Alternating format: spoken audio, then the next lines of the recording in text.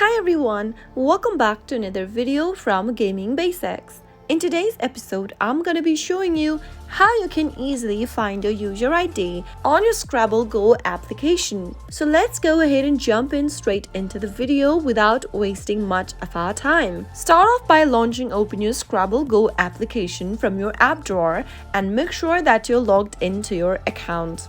After you are signed into your account, go ahead and tap on your profile picture at the top left-hand corner.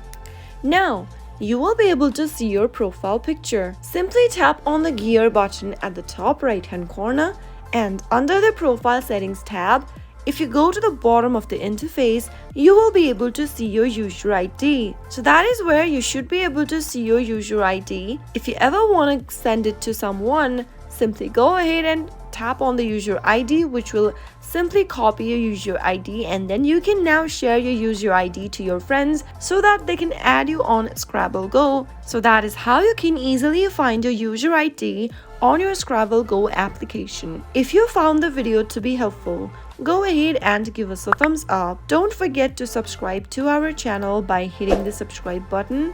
Also press the bell icon so that you'll never miss another upcoming upload from us. I'll see you soon in the next video. Goodbye till then.